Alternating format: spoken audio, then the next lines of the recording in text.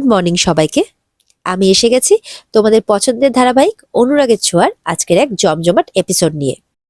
তাহলে আর একটু দেরি না করে বাংলা সিরিয়াল সমাচারে তোমাদের স্বাগত জানিয়ে আমরা দেখে নিই যে আজকের পর্বে কি হতে চলেছে। শুরুতে আমরা দেখতে পাচ্ছি যে রূপাকে নিয়ে দীপা হসপিটালে এসেছে টিস্কারের কেবিনে, যে সে আছে কিনা। তখন হসপিটাল কর্তৃপক্ষ বলছে তার তো আজকেই ডিসচার্জ হয়ে গেছে।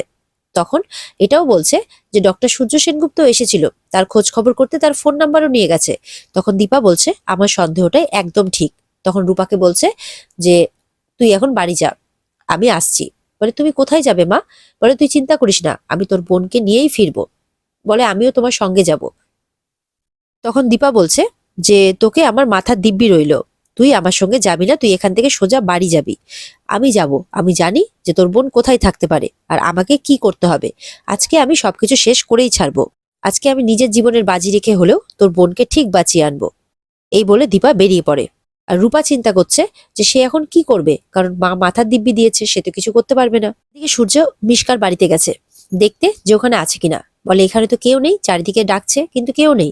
তখন বলছে যে একবার সার্চ করে দেখবো, যদি কোনো ক্লু পাই। তখন এদিক ওদিক খুঁজতে থাকে। তখন ড্রয়ারে দেখে যে মিশকা আর সূর্য মানে তার ছবি। তখন বলছে তার মানে মিশকা, তার মানে মিশকা কি সোনাকে কিডন্যাপ করেছে। তখন ফোন করছে সঙ্গে সঙ্গে, ফোন তো সমানে নট রিচেবল বলছে। সূর্য তো খুব রেগে যায়, তখন দৌড়ে আবারও খুঁজতে বেরোয় সোনাকে।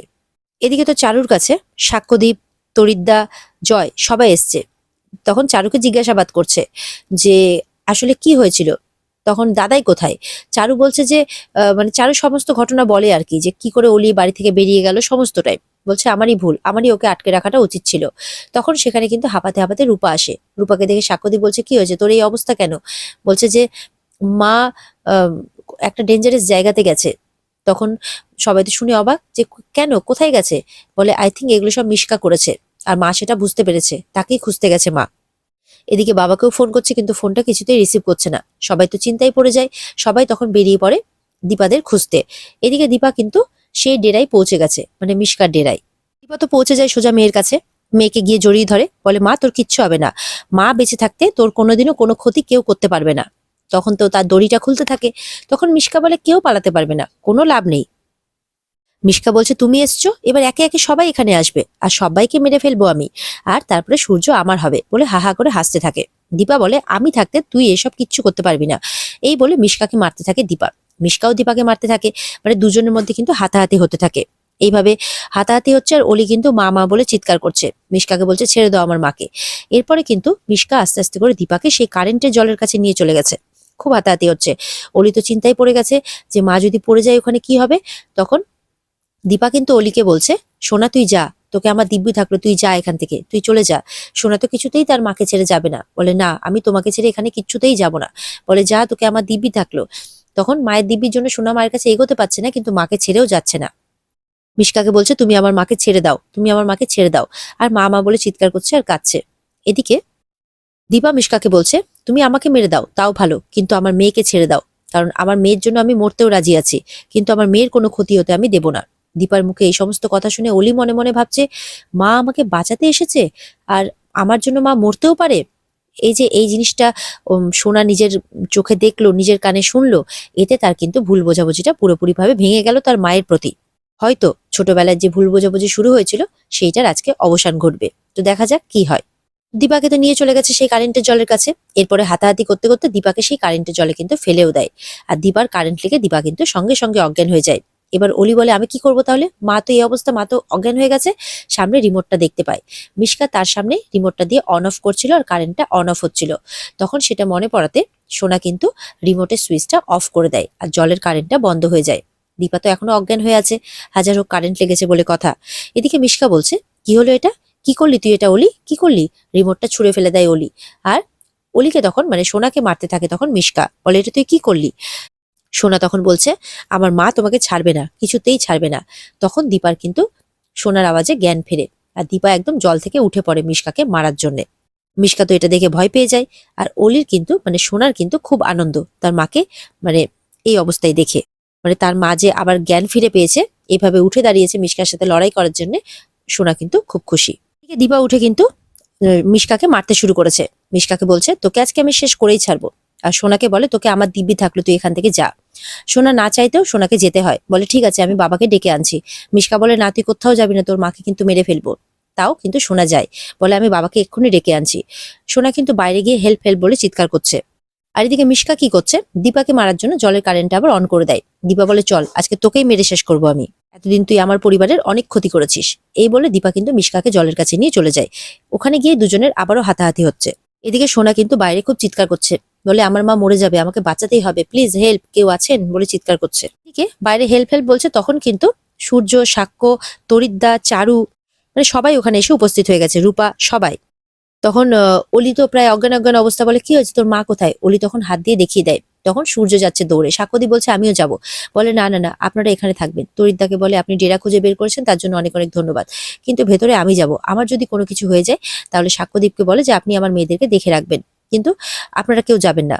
তখন সাক্ষ্যদীপকে আটকে দেয় তরিদ্দা, বলে ঠিক আছে যেতে দিন, চিন্তা নেই, আমি পুলিশকে বলে দিয়েছি এক্ষুনি চলে আসবে। এ বলে সূর্য কিন্তু ভেতরে দৌড়ে চলে যায়।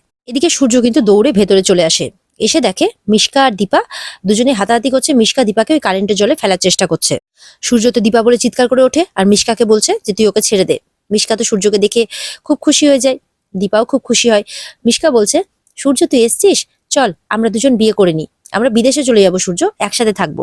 সূর্য তো বলছে মিশকা তুই ওকে ছেড়ে দে, নাহলে কিন্তু খুব খারাপ হয়ে যাবে, ছেড়ে দে। মিশকা তো কিছুতেই দীপাকে ছাড়বে না, আর দীপাকে সমানে ফেলে দেওয়ার চেষ্টা করছে, বলছে তুই দীপাকে নিয়ে ভাবিস না, ওকে আমি শেষ করে দেবো। সূর্য তো এরপরে খুব রেগে যায়, এমন রেগে যায় যে উঠে দীপাকে মিশকাকে ওখান থেকে ধাক্কা মেরে নিচে ফেলে দেয় আর দীপাকে বাঁচিয়ে নেয়। দীপা তো অনেকটাই আহত হয়েছে, হাজারো কারেন্টের জলে পড়েছিল বলে কথা, সে মনের জোরে শুধু মিশকার সাথে লড়াই করে যাচ্ছিল। এরপরে দীপা বসে পড়ে, সূর্য দীপাকে সামলানোর চেষ্টা করে। তখন মিশকা কি করে, ওদিক থেকে এবার একটা দা নিয়ে এসেছে দীপাকে মারার জন্য। তখন সূর্য আবারও বাঁচিয়ে নেয়, মিশকার দাটা ছুঁড়ে ফেলে দেয়, মিশকাকেও ধাক্কা দিয়ে দেয়। এরপরে দীপাকে আবারও সামলাতে গেলে মিশকা আবারও আসে। তখন সূর্য বলছে তোকে কিন্তু আমি ভালো কথা বলছি, তুই কিন্তু সরে যা, নাহলে কিন্তু খুব খারাপ হয়ে যাবে। কিন্তু মিশকা কিন্তু সূর্যের একদম গায়ে পড়ে যাচ্ছে, প্লিজ চল না আমরা বিয়ে করে নিই, আমরা একসাথে থাকবো, চল না সূর্য, তুই পাগল হয়ে গেছিস, তুই সর এখান থেকে, দিয়ে আবারও মিশকাকে ধাক্কা দিয়ে দেয়। তারপর দীপাকে সামলাতে যায়। এরপরে দীপাকে যখন আবারও সামলাতে যায়, এবার মিশকা হাতে নিয়েছে একটা তারোয়াল, মানে ওর ডেরাতে সবকিছু রেডি আছে একদম। সেই তারোয়াল হাতে মিশকা বলছে ঠিক আছে, তুই যখন আমার হবি না ঠিক করে নিয়েছিস, তাহলে তুই আর দীপা এবার একসঙ্গে মর। এই নিয়ে মিশকা যখন সূর্য আর দীপার দিকে তারোয়াল নিয়ে তেড়ে যাচ্ছে, ইতিমধ্যেই কিন্তু বাইরে পুলিশ এসে গেছে, তারা দৌড়ে ভেতরে যায়, সাক্ষ্যদীপ আর তরিদ্দাও। তখন পুলিশ কি করে, দেখছে যে মিশকা তো মারতে যাচ্ছে তারোয়াল নিয়ে, দীপারা দাঁড়িয়ে আছে। তখন পুলিশ একটা গুলি করে, সূর্যরা ওখান থেকে সরে যায়, আর মিশকা কিন্তু মানে সোজা ওই ইলেকট্রিকটার ওপরে মানে ওখানে দাঁড়িয়ে গুলি খায়। মিশকা তো অবাক, গুলি খেয়ে তো মিশকার অবস্থা খারাপ, হাত থেকে তারোয়াল পড়ে যায়, দীপারা ওখান থেকে সরে যায়, আর মিশকা গিয়ে পড়ে সোজা সেই কারেন্টের জলে। সেই কারেন্টটা তো সোনা বন্ধ করে দিয়েছিল, কিন্তু মিশকা নিজের হাতেই অন করেছিল, মানে অন্যের জন্য গর্ত খুঁড়তে গেছিল, এবার সেই গর্তে ফাইনালি এবার মিশকাই পড়লো। সেই কারেন্টের জলে পড়ে তো বেশ অনেকক্ষণ ধরেই পড়ে মিশকা মারা যায়। ভেতরে আস্তে আস্তে চারু আসে, অলি আসে, রূপা আসে, সবাই তো এই ভয়াবহ দৃশ্য দেখে অবাক হয়ে যায়। সাক্ষ্যদীপরাও, যে চোখের সামনে কারেন্ট খেয়ে মিশকা মানে যেই কাজও পরের জন্য করেছিল, পরের গর্ত খুঁড়তে গেছিল, অবশেষে নিজেই তাকে সেখানে পড়তে হলো। সবাই তো দেখে অবাক হয়ে যায়, আর মিশকা কিন্তু ছটপট করতে করতে সেই কারেন্টের জলে দম ছেড়ে দেয়। এরপরে পুলিশ পুরো এলাকাটাকে সিল করতে বলে, আর মিশকার বডিটা একটা স্ট্রেচারে করে বাইরে নিয়ে যাওয়া হয়। তখন তরিদ্দা বলছে ডল, এই চেহারাটা যখন জেগে থাকে, যখন জীবিত অবস্থায় ছিল বা যখন জ্ঞানে ছিল, তখন সবাইকে মারার জন্য একদম উদ্ধত হয়ে উঠেছিল, কে বলবে যে এই মেয়েটা এরকমও করতে পারে। সাক্ষ্যদীপ বলছে একদমই ঠিক বলেছেন, আজকে হয়তো সে তার পাপের শাস্তি পেল। পুলিশ সাক্ষ্যদীপকে বলছে যে হয়তো আপনাদেরকে একবার থানায় যেতে হতে পারে কিছু ফর্মালিটিসের জন্য। এরপরে সবাই চলে যায়, রূপা তার মাকে জড়িয়ে ধরেছে ভয়ে, বলছে কি হয়েছে মা? বলে কিছু না, আসলে অনেকদিন তোমাদের থেকে দূরে ছিলাম তো, তাই একটু ভয় পেয়ে গিয়েছিলাম। ওদিকে অলি কিন্তু অজ্ঞান হয়ে যায়, আর অলিকে সূর্যরা কোলে করে তুলে নিয়ে মানে বাড়ির দিকে রওনা হয় আর কি। দীপা রূপাকে জড়িয়ে ধরে বলছে তুই চিন্তা করিস না মা, আমাদেরকে কেউ কখনো আলাদা করতে পারবে না। দীপা বলছে চিন্তা করিস না, আমাদেরকে কেউ আলাদা করতে পারবে না। চারুর কিন্তু এই কথাগুলো শুনে একটু চিন্তাও হচ্ছে নিজেকে নিয়ে। রূপা বলছে আমি তবলা মামাকে বলেছিলাম যে মিশকার ডেরার কথা, তখন তবলা মামা এই ডেরাটা খুঁজে বের করে, পরে সবকিছু ঠিক হয়ে যাবে এই বলে মা মেয়ে দুজনকেই জড়িয়ে ধরে। এদিকে চারু মনে মনে বলছে তোমরা তো সবাই আবার একসাথে থাকবে, কিন্তু আমি তো অলিকেও হারিয়ে ফেলবো। এরপরে দেখা যাচ্ছে সোনাকে বাড়িতে নিয়ে আসা হয়েছে, দীপা তার মাথার কাছে বসে আছে, সোনার এখনো জ্ঞান ফেরেনি, দীপা মাথায় হাত বুলিয়ে দিচ্ছে। অলি তো অজ্ঞান অবস্থাতেই মা মা করছে। দীপা বলছে এই তো মা, আমি এখানেই আছি। সূর্য বলছে, দেখ না তোর মা তোর পাশেই বসে আছে, দেখ নিজের প্রাণের তোয়াক্কা না করে তোকে বাঁচিয়েছে। সোনার জ্ঞান ফিরেছে, জ্ঞান ফিরে মাকেই দেখছে, মা মা করছে আর শুধু মনে করছে সেই দৃশ্যটার কথা যে মা নিজের প্রাণের তোয়াক্কা না করে তাকে বাঁচিয়েছিল। এদিকে চারু মনে মনে ভাবছে, আমার কি হবে, আমার তো আজ কোথাও যাওয়ার জায়গাও থাকবে না, আমার বাবা মা কেউই তো বেঁচে নেই, তাহলে আমি কি নিয়ে বাঁচবো। রূপা বলছে, জানো হিংসুকুটি, তোমাকে মা বাঁচিয়েছে। আর দীপা বলছে যে আমাকে বাঁচিয়ে এনেছে তোমার বাবা আর রূপা, এখন আমরা সবাই ঠিক আছি। সোনা কিন্তু একবার তার মার দিকে তাকাচ্ছে, একবার চারুর দিকে তাকাচ্ছে। এরপরে সোনা বলছে যে তোমরা সবাই একটু বাইরে যাবে, আমার চারুর সাথে কিছু দরকারি কথা আছে। সূর্য বলে, হ্যাঁ বলো না তুমি, আমরা আছি তো। তখন দীপা বলছে, না আমরা বাইরে যাই, ও একটু একা থাকুক চারুর সাথে, যা বলার ও বলুক। এই বলে সবাই বাইরে চলে যায়। সোনা বলছে চারুকে যে তুমি ঠিক আছো তো চারু। চারু হাসতে হাসতে বলছে, অলি তুমি খুশি তো? দেখো তোমার মা কিন্তু তোমাকে বাঁচিয়ে এনেছেন, তুমি আবার তোমার পরিবারকে ফিরে পেয়েছো, তুমি খুশি তো? তখন অলি বলছে, চারু তুমিও তো আছো আমার সাথে। বলে, না মা, আমাকে যেতে হবে, আমাকে অনেক দূরে চলে যেতে হবে। আমি জানি না আমি কোথায় যাব, কিন্তু আমাকে অনেক দূরে চলে যেতে হবে মা। এই বলে দুজন দুজনকে জড়িয়ে ধরে কাঁদতে থাকে। সোনা বলছে, যখন আমার কাউকে আঁকড়ে ধরার ছিল না তখন তুমি আমার পাশে ছিলে। চারু বলছে, শোনো তুমি এত কিছু একদম ভাববে না। বলে, আমি একদম ঠিক থাকবো, তুমি চিন্তা করো না। এই বলে কাঁদতে থাকে চারু। চারু তো বিছানায় শুয়ে কাঁদতে থাকে। সোনা তখন মনে মনে বলছে, না চারু, তোমাকে আমি ভেসে যেতে দেবো না, কিছুতেই না। এদিকে কিন্তু নিচে সবাই চিন্তা করছে। সূর্য বলছে, এখনো মনে হয় রাগ মেটেনি, কি করি বলো তো, কি করলে তোমাকেও মেনে নেবে, তুমি এত কিছু করলে ওর জন্য, তাও এরকম থেকে গেল, এরকম চিন্তা করছে। রূপা মনে মনে বলছে, কি এমন কথা বলছে ওপরে। সাক্ষ্যদীপ বলছে, আমি কি যাব, গিয়ে দেখবো। রূপা বলছে, তুমি সবসময় এরকম করো না তো। বলে, যা বাবা, আমি আবার কি করলাম। সাক্ষ্যদীপ তো একটু রেগে যায়। তখন রূপা আবার সাক্ষ্যদীপের হাত ধরে ঘাড়ে মাথা রেখে বলে, পাপা আগে সোনাকে সুস্থ হতে দাও, তারপর তুমি যা করার করবে, ঠিক আছে? সাক্ষ্যদীপ বলে, আচ্ছা। তখন সূর্য বলছে, আচ্ছা আমি দেখে আসি বরঞ্চ কি হচ্ছে ওপরে। তখন সূর্য যাচ্ছে। সাক্ষ্যদীপ বলছে, হলো, বাবাকে আটকাতে পারলে না, পাপাকে আটকে দিলে। হ্যাঁ, রূপা হাসছে। তখন সূর্য যে ওপরে যাচ্ছে, তখন সোনা ওপর থেকে নেমে, সোনাকে দেখে তো সবাই একটু অবাক হয়। সূর্য সোনাকে বলছে, সবকিছু ঠিক হয়ে যাবে মা, চিন্তা করো না। তখন সোনা বলছে, না, সবকিছু ঠিক আমার কপালে কোনোদিনই হবে না, আমার সবাইকে পাওয়া হবে না, চারুকে আমি কিছুতেই একা ছাড়তে পারবো না, আমাকে চারুর সাথে থাকতেই হবে। এরকম চিন্তা ভাবনা করছে সোনা। ও দীপার দিকে তাকাচ্ছে, দীপাও সোনার দিকে তাকিয়ে আছে। আর এখানে আজকের পর্ব শেষ হয়ে যায়। তো বন্ধুরা, আজকের পর্ব এই পর্যন্তই। দেখা হচ্ছে তোমাদের সাথে আগামীকালকে নতুন আরেক পর্বের জমজমাট এপিসোড নিয়ে। ততক্ষণ কিন্তু সবাই অবশ্যই ভালো থাকবে।